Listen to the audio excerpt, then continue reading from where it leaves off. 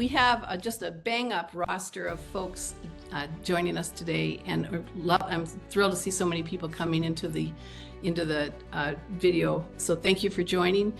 I'd just like to say a little bit about Michigan Fair Elections, because today we're celebrating our 3rd year anniversary, which who knew we would ever see this point? It was back in 2020, December of 2020, Pure Integrity Michigan Elections formed. Actually, at this kitchen table where I'm sitting right now, there were several of us sitting there, and we decided if we're going to do that, we had to do something. There was something wrong, and if we're going to do something, we would have to focus on the elections, because that's where everything begins, is with fair elections. And if you don't have them, you don't have a voice. You don't have a country. So we formed PIME, and then Cleta had a summit in Detroit, and I was invited to speak at that. And subsequent to that, she asked if we would form Michigan Fair Elections, and this is how it was born. So I'm just thrilled that we're going to have Cleta here with us today speaking. So it's very appropriate. And just since we started now, we have chapters and task forces in half of our 83 counties. We have more than 2,000 members. And we have a board of directors that I want to thank, because none of them are paid. They're not receiving any compensation, and they work like dogs or donkeys, as my dad used to say. So Becky Wedden is on the board of directors. Alex Wedden is. Jim Johnson, my husband, is on the board. Dee Davey, Janine Iyer, and Cheryl Pezzin are all members of the board, and they've been with us for a long time. So thank you very much. And then we have standing committees. By standing, I didn't know this to begin with, because I'd never run a nonprofit organization like this. But standing committees means they're always available. They operate on an ongoing basis. They're standing. So we have county chapters and local task forces that meet monthly. We have a communications team that meets every week. And Kristine, I see you. I'm glad you're here with us. And we have a Souls to the Rolls group that meets every week, along with the Clerk Advocate program. And the Clerk Advocate program is actually going to be having its own separate meetings here shortly. So we have a data evaluation of election processes called DEEP, and we're thrilled to have Tim Vetter as a co-chair on that. And we have legislative education, and with a really powerful team looking now at legislative oversight, which is looking at the priorities and how to fix them. And then we have litigation that meets every week and has been for months, years actually, working on doing what we have to do when we can't fix things any other way. So we just have a terrific group of people doing a lot of work on a lot of different fronts. And just as an example of some of the things that our group is doing, we have, and we'll have people talking about the ranked choice voting efforts. There are palm cards and resolutions and people meeting at rest stops and speaking at events all over the state now because of our group. You've got people that are going to be working to get the Only Citizens Vote constitutional amendment passed. So we'll be opposing one and supporting another. And then we have 2 wonderful publications in terms of the Michigan Election Law Summary and Fact Book. And then we also published the responsibilities and rights of the county boards of canvassers, which was very helpful because it armed our canvassers to be able to say, no, this is the law, this is what I'm supposed to be doing. We recruited over 1,000 people for Detroit to work in Detroit. Detroit hired 180, but we did recruit over 1,000 that were willing and able. We recently published the party parity analysis that showed that 72% of Detroit's employees, election inspectors, were Democrat, and only 12% were Republican, which is in violation of the law. We also have done poll challenger certification. We were certified in the top 5 counties and certified over 144 poll challengers in the Detroit area. And then we've had a wonderful, we were the only group in the state that had a Supreme Court forum of the candidates who are running for Supreme Court to bring attention to how important Supreme Court justices are and what they stand for. And since they don't have an R or a D behind their name, a lot of people don't vote for them or don't know what they stand for. So I think that was a very important thing. And then we innovated Last in Line project, which gave people big placards and they stood in the back of the line at 8 o'clock when the polls were supposed to close and nobody could get in line behind them and register and vote. We also did the warehouse watch, which videotaped the warehouse that produces ballots for a lot of the counties in Michigan. And it's a block and a half from Huntington Place. And no late night ballot drops occurred. And you can't prove a negative, but they knew they were being watched because we had cameras on the sidewalk and we followed their trucks as they came and went. And then we also, I mentioned the legislative oversight, which is doing just a phenomenal job of listing where the biggest errors are, how to fix them, and what the roadmap is for fixing them. So that's just a little bit of a summary of some of the things our group is doing. And it's all because of the people on this call and because we started 3 years ago thinking, oh my gosh, what are we going to do? And then we had wonderful leadership from the Election Integrity Network, which said, okay, you need to focus on local task forces. You need to focus on some of these issues, and it's kind of gave us direction. And with that, I want to turn it over to Cleta Mitchell, because Cleta she was a former attorney for President Trump. Now, yeah, way back when in the early years. And so she knows what it's like to be persecuted. So with that, Cleta, I'm turning the floor over to you. Thank you. Well, thank you. I presume that you're recording and you recorded that little litany of your report that you just gave, because I'd love to send that out to people. It's really, it's hard to describe all the great work that you guys have done, but I think that's a great summary. I just want to say that every time I meet with you all, I just am blown away by your passion, by your experience, your expertise, your patriotism, your love of country. I don't think President Trump would have carried Michigan. And I know we're not being partisan, but, I think that there was a fairer election in Michigan in 2024 than there was in 2020. And that's due 100% to all of you. So I want to thank you. I also want to go back a little trip down memory lane of my own, because I had, when we were working on trying to build the Election Integrity Network in 2021 and early 2022, and I had written the Citizens Guide to Building an Election Integrity Infrastructure, and we were working on how do we go about building these, how do we take the passion and concern that Americans felt when they woke up the day after the election in 2020 and said, hey, something's wrong here. How do we take that and channel it to produce something positive? Because I'm a big believer in this. I got from my mother, not to sit around and gripe, but what are you going to do about it? So I had met and talked with Ron Armstrong, and many of you know, and I said, we wanted to have a summit in Michigan, which we were planning for the spring of 2022. And I said, who should we get to be Ron? Who should we get to chair building a coalition for election integrity in Michigan? He said, you have to get Patrice Johnson. So he gave me Patrice's number. I called Patrice. I said, we're going to have a summit in Detroit in May.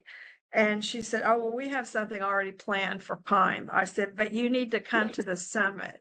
Now, I don't know this person, but I'm pretty bossy. And so I said, oh, but you need to come to the summit.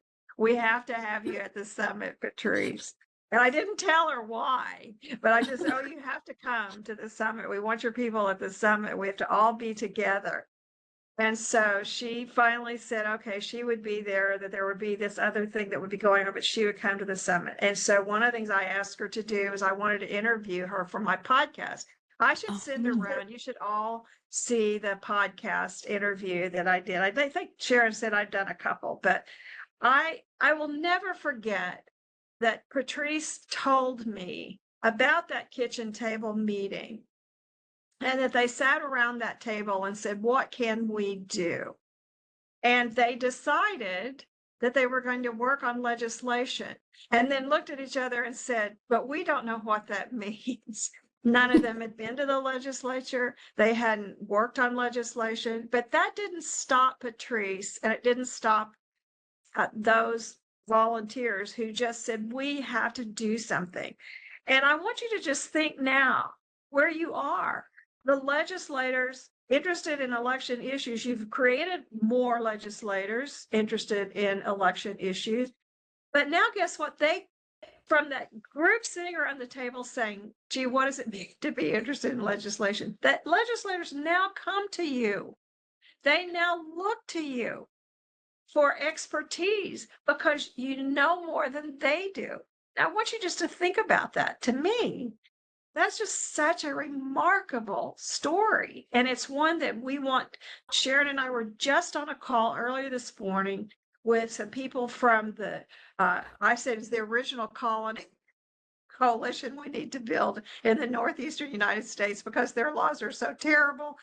But, you give people hope that they can make a difference, that they can do things. And so I just want to say thank you, thank you, thank you for all that you've done. I'm just sitting here listening to this wonderful project on sending something to all of these people who are on the rolls who haven't voted in 10 years. Do you know how important that would be to be able to then testify about that to Congress, to get other states to do that? Yes, this is something that the state should be doing, but we know they're not. And the way we get change made is by providing the evidence and the situation, giving the evidence and giving the facts about what's wrong. So I just, look, I'm always honored to be asked to meet with you guys because I just think that you're doing the best work and you're doing such a great job for our country and for Michigan, which impacts the rest of our country. So all I can say is, Patrice, you are absolutely, Ron Armstrong was 100% right. You absolutely were the person that needed to be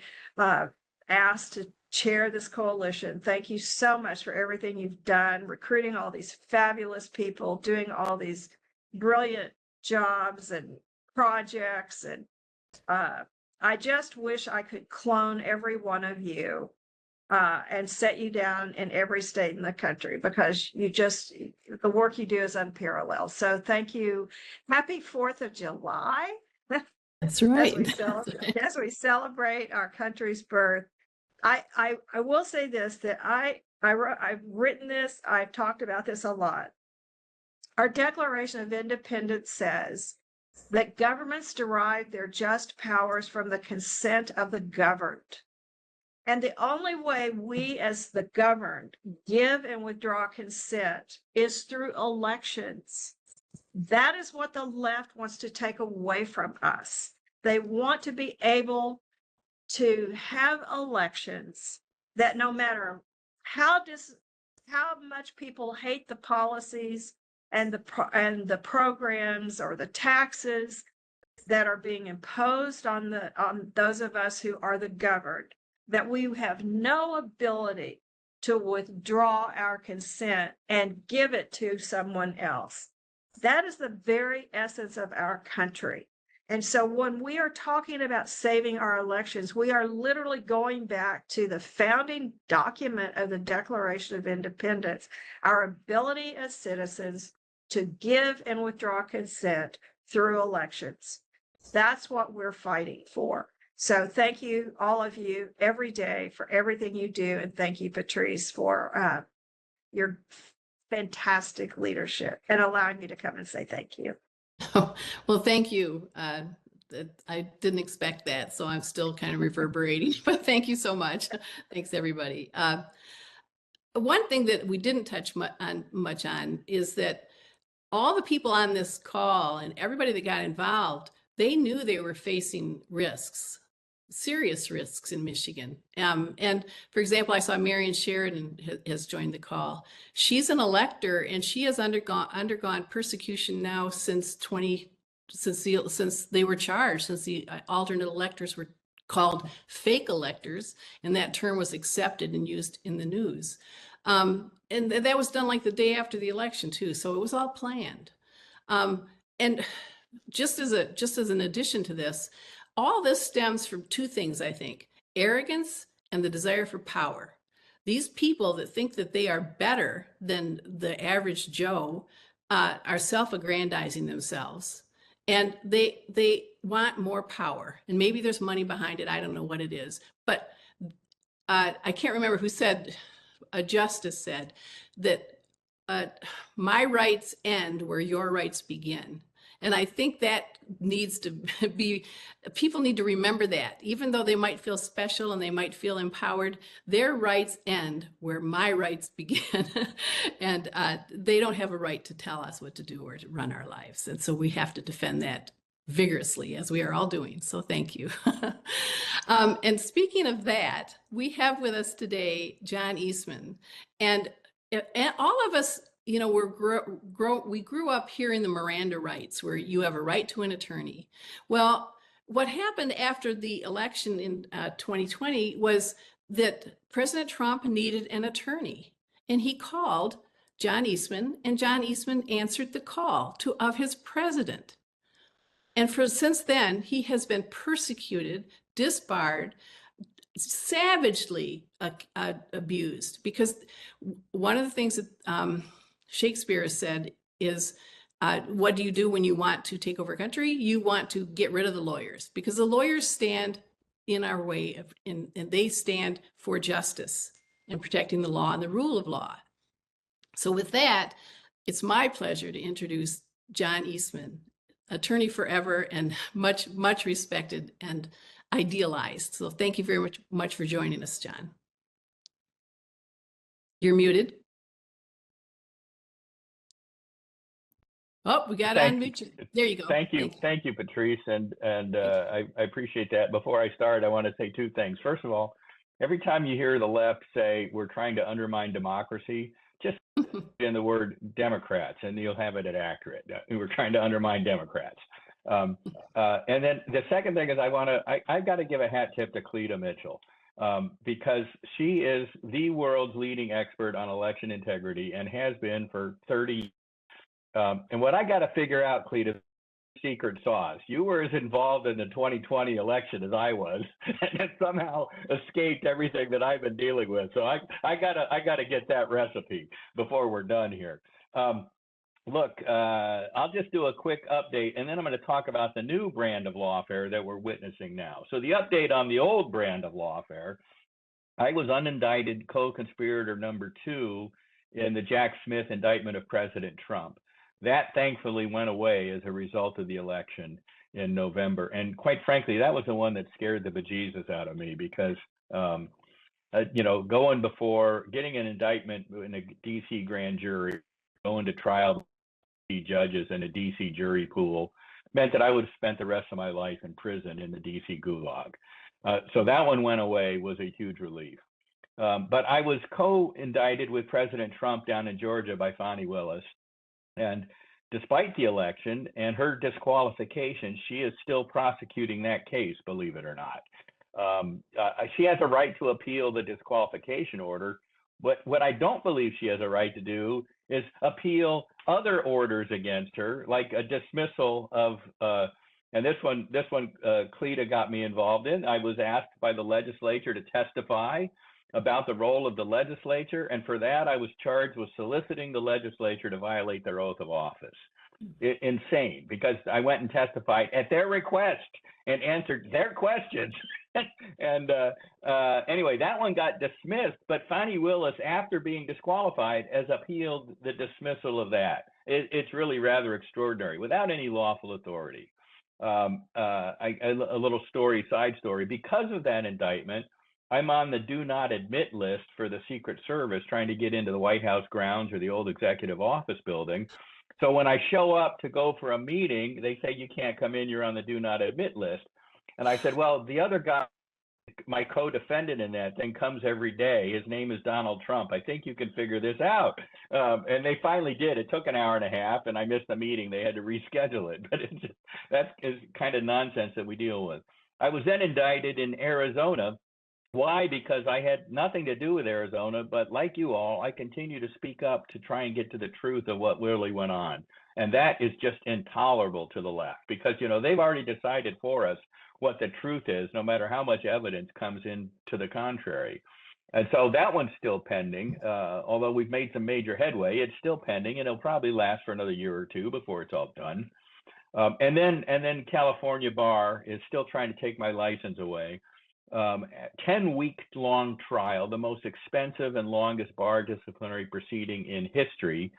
And the judge just ignored all the evidence we put in. They said I had no evidence, so we said, all right, we're going to fight it. And I spent over $1 million in legal fees and expert fees, putting all the evidence in that was just ignored with a recommendation of disbarment.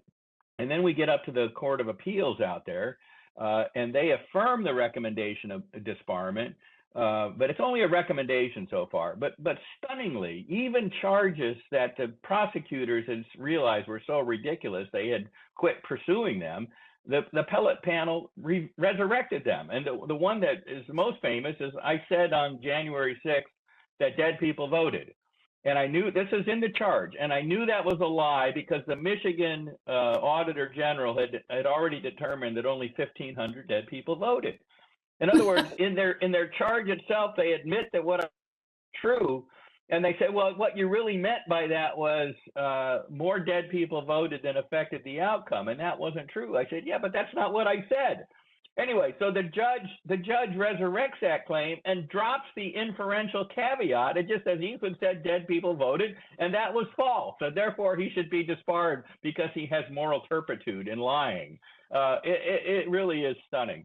We go next to the California Supreme Court, and then with a very serious challenge that we could bring to the U.S. Supreme Court for violation of First Amendment rights of speech and the right to petition the government for redress of grievances.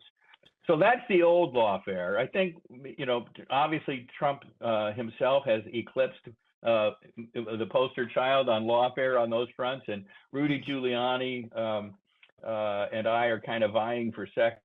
There is somebody that I want to call your attention to, and before I turn into the new lawfare going on, and that is Tina Peters. On this day, about to be the day before we celebrate the Declaration of Independence, Tina Peters is sitting in a prison cell because she preserved election records in conformity with her obligation under federal law. And when her own tech people refused to give her access to the machine, she got an expert to do it herself. And they accused her of fraud and impersonation and all that stuff, even though she was the elected county clerk. She's sitting in prison, a 70-year-old Gold Star mother and grandmother. They won't even give her, bond pending appeal. So keep her in your prayers today and through the weekend as she suffers through an independent celebration that she can't participate in. Now, let me turn briefly to the new version of lawfare. And we knew it was coming. The Democrat Party, the leftist party, the statist party, has no more elected power in Washington, D.C. President Trump won election and landslide people coming in. The White House, the House of Representatives, the Senate, and a majority of Republican appointees on the U.S. Supreme Court. And so what are they doing? Well, they've stacked the lower courts with, quite frankly, Marxist agenda-driven judges. And those judges are getting lawsuits challenging everything that we, the American people, elected President Trump to do, and things that are fully within his constitutional and statutory authority to do. And there have been over 35 or 40, maybe higher now, I've lost count, nationwide injunctions issued to block Trump and block him from implementing the agenda we elected him to do, even for people that aren't parties to the case, and even for people that aren't even in the jurisdiction of the judge issuing the injunction.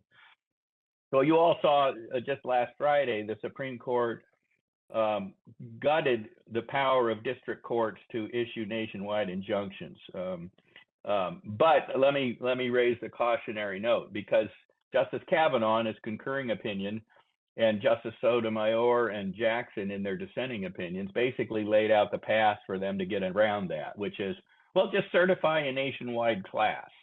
And within hours, all of these cases had motions to certify nationwide classes that will then get an injunction. Justice Alito, in his concurring opinion, tried to warn against playing games like that, but it's a warning that I'm sure the lower court judges are not going to heed. So we're going to be back in the same place with essentially nationwide injunctions, but now only nationwide class injunctions that we were before. More troubling is just the utter arrogance of these district court judges. And I'll give you the prime example of this. So a few days before that birthright citizenship nationwide injunction case came down, you had the case DVD, Trump versus DVD, that involved Trump's authority to deport criminal illegal aliens to third countries when their home countries refused to accept them. And a judge up in Massachusetts had issued a nationwide injunction. And a week later, the plaintiffs claimed that the Department of Justice wasn't fully complying with it. So he issued an order clarifying and enforcing his nationwide injunction. That went up to the Supreme Court. And on June 23rd, the Supreme Court issued a stay of the nationwide injunction, said you can't do that. And within an hour, the judge had issued an order saying, well, the stay only applies to my injunction. It doesn't apply to my order enforcing the injunction, which remains in full effect. It's Alice in Wonderland type stuff. And it was a, thumbing his nose at the U.S. Supreme Court. Now, if the Department of Justice then follows the Supreme Court rule, they're going to be held in contempt by this judge. His name is Brian Murphy up in the District of Massachusetts. They're going to be held in contempt by that judge, and then they'll have to defend against the criminal contempt charges and all of that nonsense. I think the Supreme Court ought to issue a contempt ruling against Judge Brian Murphy. I don't know about you, but I think that would be a fitting response to this judge's lawlessness. We also saw out of Michigan, the judge who deviously misdirected ICE officers who were there to detain an illegal criminal alien who had a court hearing that day, and she cooperated and lied to the ICE officers and then helped the guy escape. She's been criminally indicted now. It was in Wisconsin. Okay, she's been criminally indicted for obstruction of justice. And of course, the left said, you can't do that. Judges are immune. Well, judges have immunity from things they do on the bench. They don't have any more immunity for obstruction of justice than you or I do. And so I think Pam Bondi and Kash Patel and Harmeet Dillon, and by the way, a couple of my students now at the Department of Justice, I'm so excited about that, are putting an end to this nonsense and bringing criminal prosecutions. But the left is like Carthage. They will never stop until not only are they defeated, but the land from which they came is salted over so they can't grow up again. And it seems to me that needs to be our ultimate mission, because these people are bent on destroying the United States of America. And they'll read you the Declaration of Independence like Hakeem Jeffries has been doing for hours over the last couple of days. That's the most boring filibuster. And somebody needs to tell him he's not in the Senate. He doesn't get to filibuster over in the House, but that would be too technical for him, I suppose. But these people are aiming to destroy this country because they really believe we are the source of all evil since the fall of Constantinople, instead of the great shining city on the hill that Ronald Reagan described. So I applaud you all for the efforts you're doing to keep that the light of the shining city on the hill shining bright for our children and grandchildren and forevermore. And I'm honored to be part of your celebration today. Well, thank you so much, John. That was really, really helpful to hear. A little bit on the discouraging side, but we're used to tackling whether we win or lose, we're not going to go down without a fight on it. And knowing that you're in the fight there is really comforting. And the same thing with having Cleta here and everybody on this call. So thank you very much. Appreciate it. And Cleta's going to put into the chat her secret sauce on how she avoided the indictments. I'm looking forward to that. It's all in God's hands. I always said it's in God's hands. And so for whatever reason, but I will say this, as a result, I have made it a goal of mine to tie the portion of my time every week to try to do something to help Marion and John and all the people who are under indictment. And I keep fighting that battle, trying to find the people who can do something to try to unwind this. I mean, I really try to spend some time every week working on that, just Well, because we and I can't can forget. say a lot of that work goes on behind the scenes and under the radar, but I see the impact of Cleta's work on a daily basis. And so thank you very much. Thank you. Yeah, the Election Integrity Network keeps growing and getting stronger and sending out deeper roots. So it's great. It's growing in a lot of different ways. So thank you. I'd like to now introduce our wonderful communications manager. This is Kristine Christlieb. She has done just a phenomenal job of keeping us on track, getting us organized, setting our goals, motivating people, and keeping us looking professional. So with that, Kristine, tell us what you'd like to say about our happy third birthday. Well, Patrice, as you mentioned, in 1776, all those men signed the Declaration of Independence, knowing or being aware of the kind of sacrifice that it was going to require.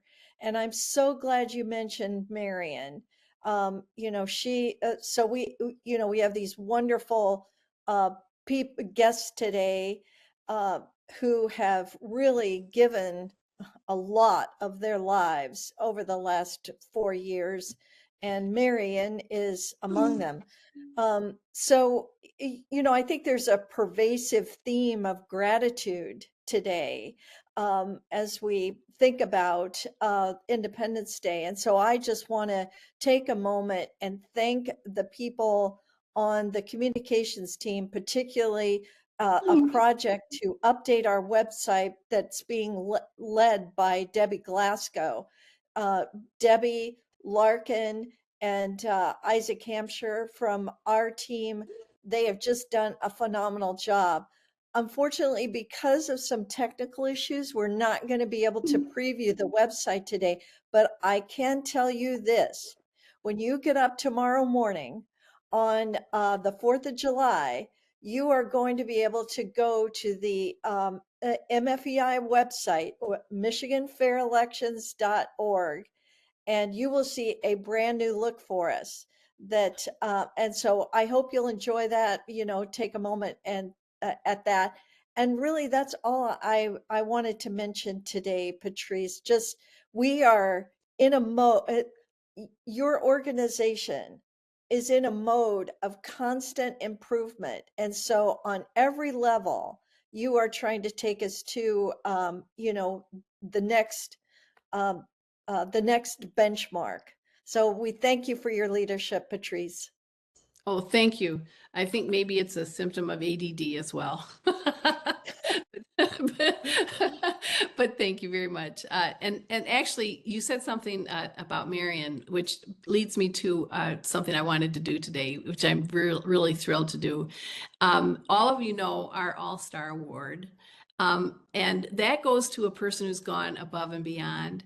And I just need to say on a personal note, Marion Sheridan has always been there for me, right from the beginning. I could call Marion, not usually early in the morning. She's not a morning person, but anytime at night.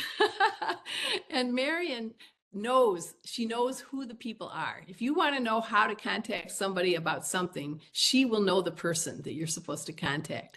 And she's a great patriot. She's suffered enormously as an elector, and she still just has her smile and keeps going. And Marion probably rises to the full height of maybe 5'3". I don't know.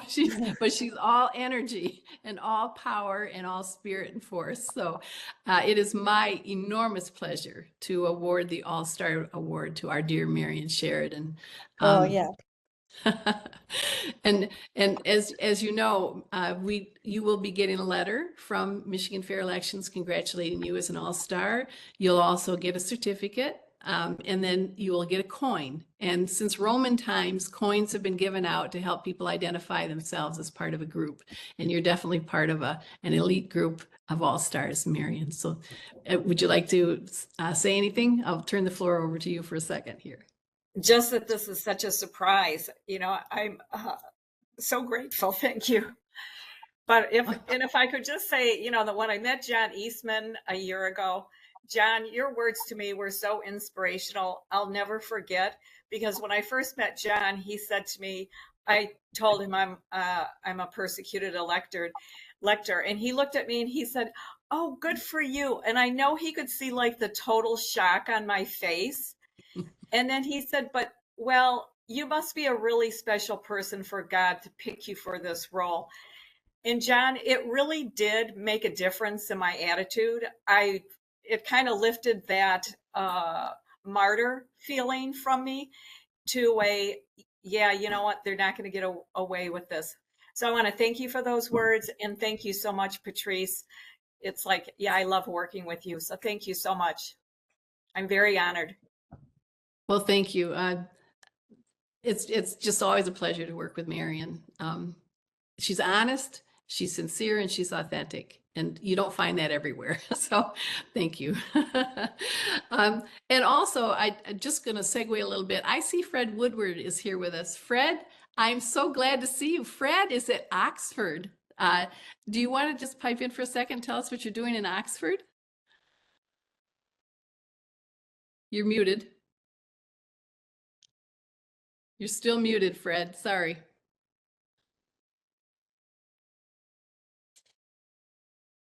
I don't know how to unmute you. I can request that you unmute.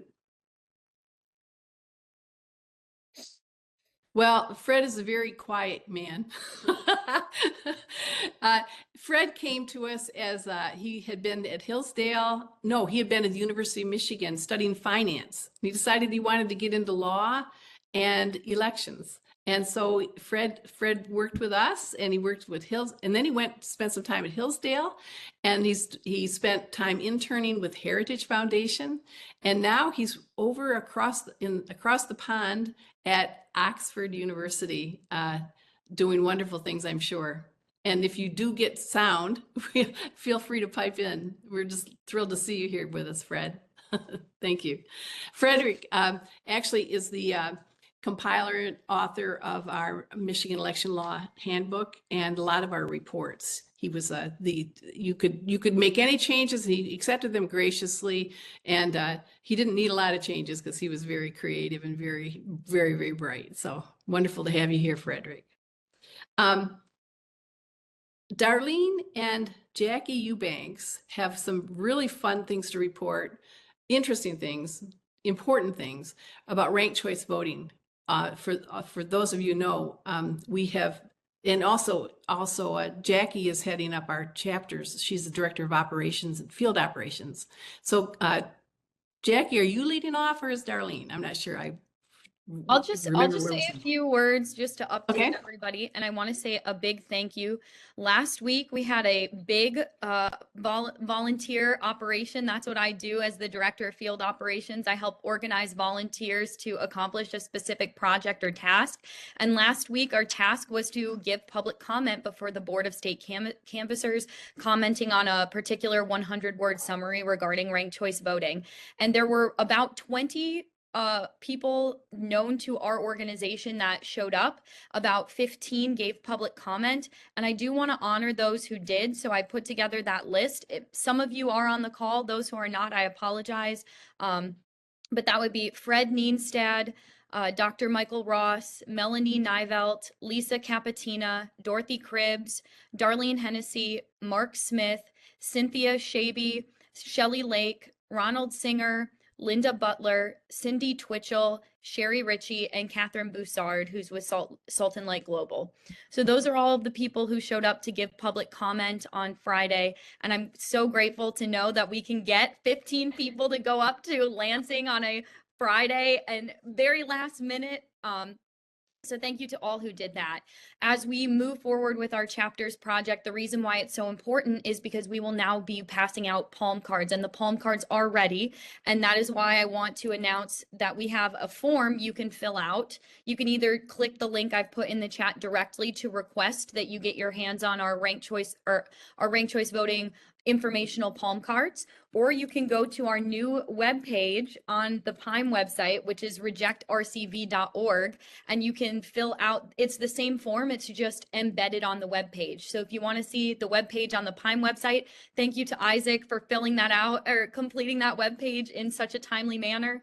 And thank you to Darlene for completing the palm cards. Darlene Hennessy, I will turn it over to you. It was her graphic design that led to the completion of the palm cards this week, so they're now ready for distribution. Thank you, Jacky, and thank you, Patrice, and very much congratulations to you on having such a wonderful community of people to work with. So yes, ranked choice voting, it will be on the ballot if they succeed in their getting their collection of 446,000 votes, signatures, I'm sorry, over the next 180 days. I'm sure they will be able to do that. They're very active and are ready and out there to do that.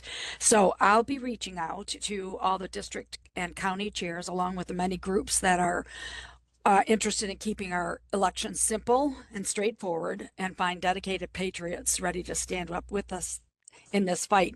So I will be giving them the new website and how they can prepare to get palm cards for any event they're going to have. And if they're going to have an event somewhere, that will be handed over to Sherry Ritchie, who is the events coordinator. And I think Sherry and Jacky are planning some things throughout the state, which I totally support. This is a wonderful group to work with. I was at the state committee last weekend, and they are very eager and prepared to get involved. So we just need everybody to join forces, and let's save our election process.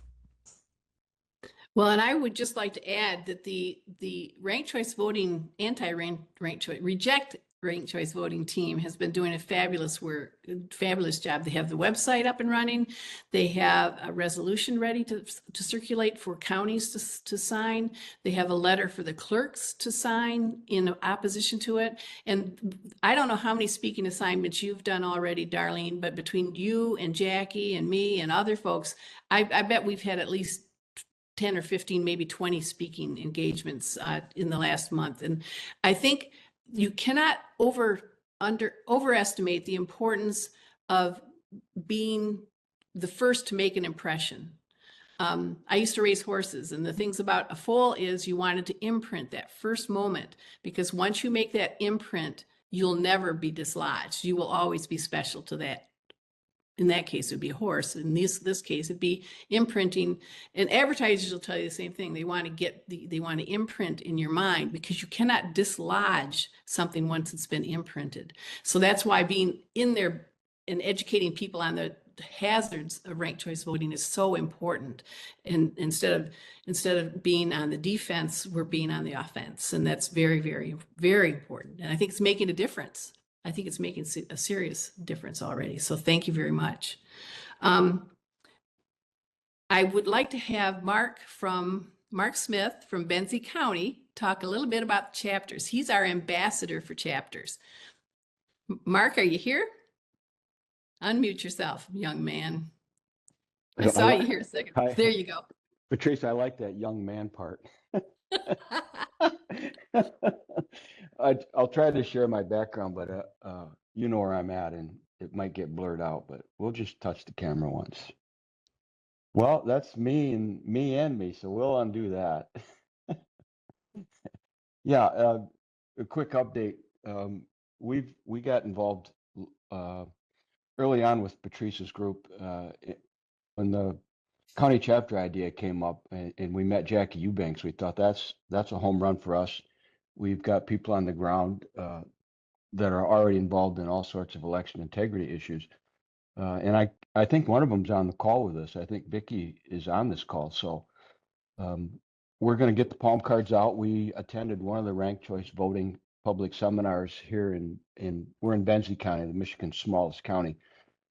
There were more of us that knew more about what's wrong with RCV than the people that presented it, who were not from Benzie County, and the 2 or 3 people that straggled in off the street. So I like where we're at. We'll get the poem cards printed. We'll get them disseminated. We're a great petri dish for the ideas that Patrice and all the really talented people above us come up with. We're more closer to the grunts on the ground, and so that's where we're comfortable face to face. So yeah, we have volunteered to help Jacky if she's got some people that want to know what we're doing. We're more than happy to share that. But yeah, Patrice, we've got a good group. They're engaged.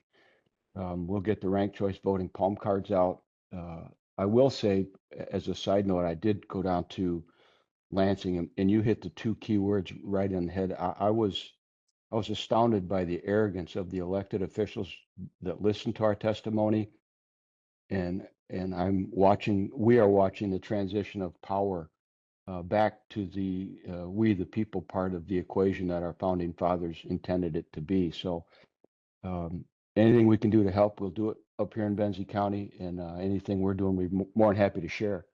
So yeah, we have our roles filled. They've all been involved in the election process anyway. So yeah, we're excited where we're at.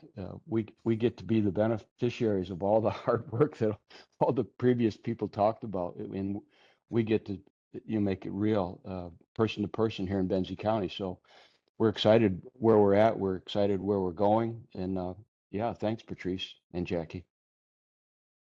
Thank you, Mark. Yeah. And also, I think Dorothy Cribbs is on the call. And Dorothy, you're going to be speaking next week, unless you're prepared and could talk a little bit about what you experienced recently. Dorothy, are you available to unmute? Can you hear me okay? Yep, just fine. Okay, so yeah, I'm on vacation next week, so Oh. I can't talk then. But I just wanted to let everybody know I went to the Democracy Defense Project, which was held at the Gerald R. Ford Museum. Uh-oh, you just muted yourself. Governor Blanchard. I'm sorry? You phased out for a little bit, but you're back. You're okay. Go ahead. So there was Governor John Engler, Governor Blanchard, Representative Mike Bishop, and Lieutenant Governor John Cherry, and Lisa Posthumous Lyons were all on this panel. And then there was a guy from the Glenn Gariff group that talked about a survey that they had done of 800 people. And the thing that struck me most was that John Engler and James Blanchard were both saying that we needed to have everybody that's a citizen in Michigan get an enhanced driver's license. And Engler proposed, well, first he said, when you go to renew your driver's license, and I haven't verified this, he said, you can get an enhanced one instead of the real ID. And everybody that's renewing ought to do that. And then he said that he felt that they ought to allow for free everybody to upgrade their real IDs to enhanced driver's license that are citizens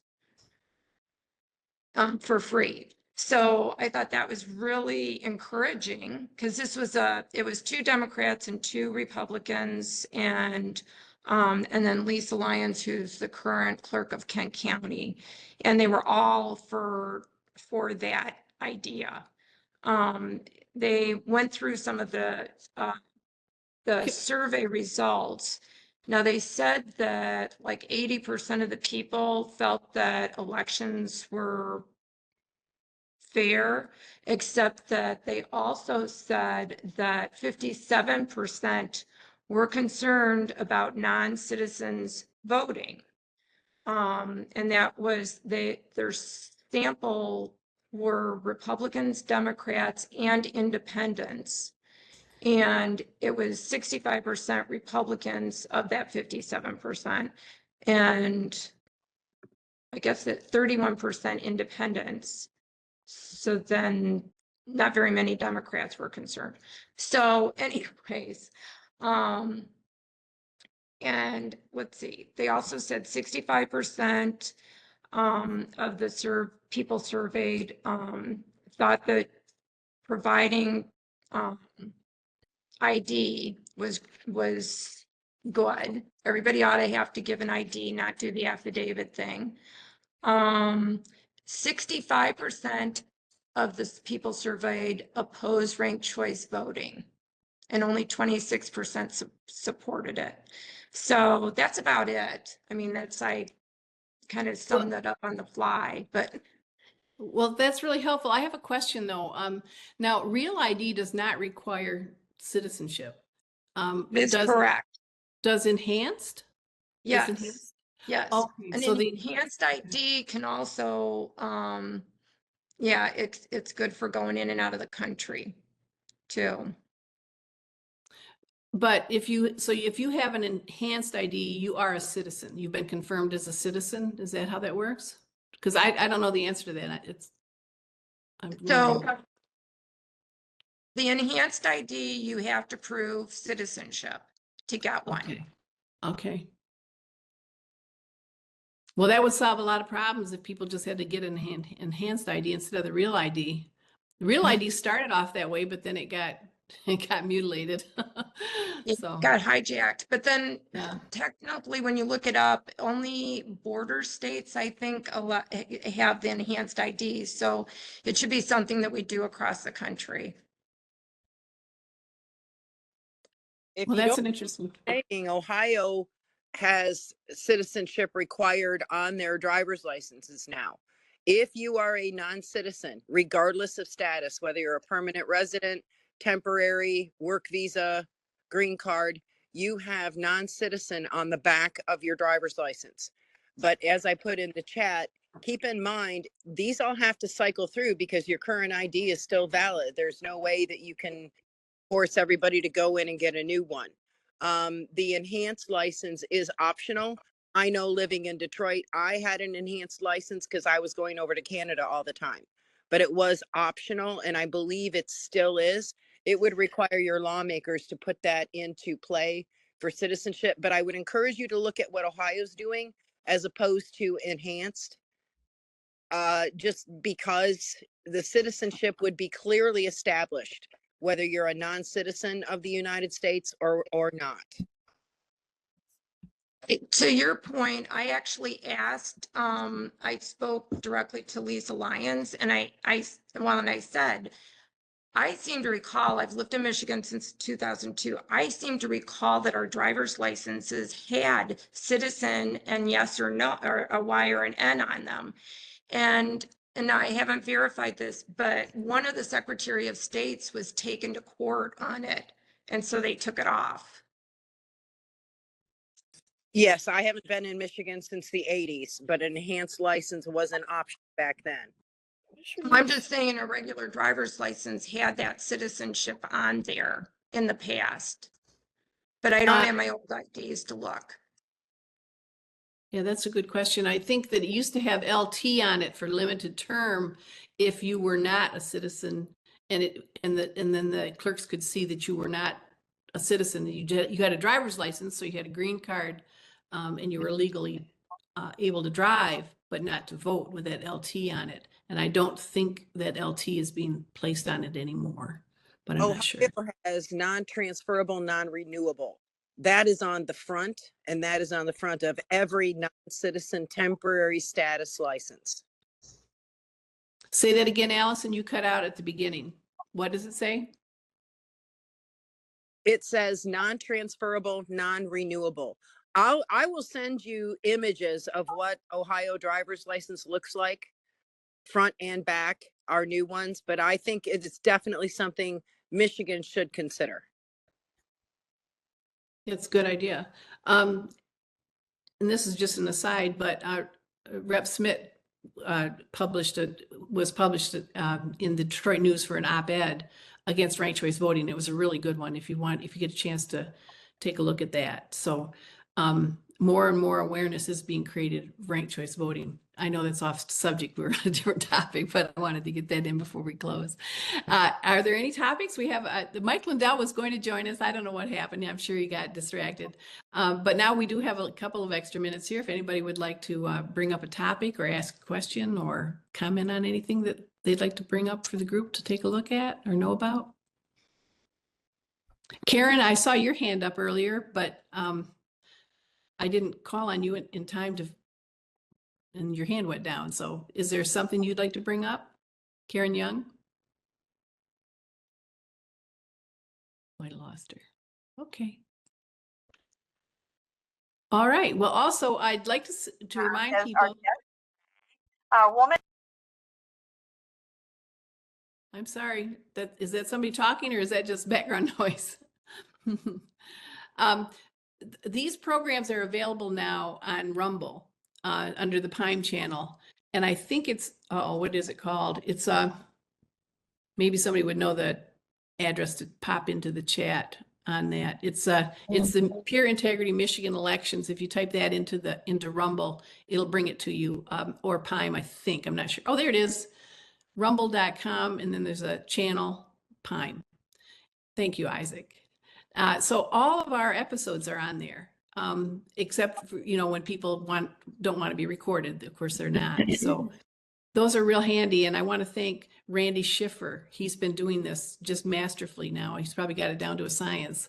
So that's real nice of Randy to do this. And I see, Randy, you're on the call. So thank you for all you're doing on this. So we appreciate it very much. And then Tracy Owen takes clips from this and uses them to make social media posts so that we can keep spreading the word on what we're doing and what's important and what the positions are and what's happening out there. So thank you. Now, Keith Hinkle is coming in just as we're going to sign off. We'll welcome Keith, and be sure to send me any comments or suggestions. Sharon Bemis, I'm so glad to see you here. Sharon's president of the Election Integrity Network. Would you like to say a word here or two before we leave? Wish everybody a happy 4th of July. Ah, yes, that's great. That's very great. Good point. Happy 4th of July, everybody. Oh, Chester, go ahead. Yes, ma'am. At the beginning of the chat, I posted a link. Jocelyn just released her report on the 2004 elections. That hit my mailbox like 20 minutes before the meeting started, and I posted the link there. Oh, So thank you. That's her version of what happened. I can put the link in again if you need it, but it's at the beginning of the chat. Yep, tuck it in here again. Okay, will do. All right, thanks. Happy 4th of July. Sherry?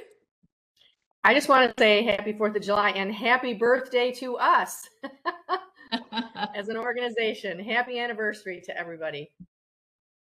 Yes, that's right. Happy anniversary to this nation. And next year we'll be celebrating the 250th anniversary of the nation. And I know some huge plans are underway, huge.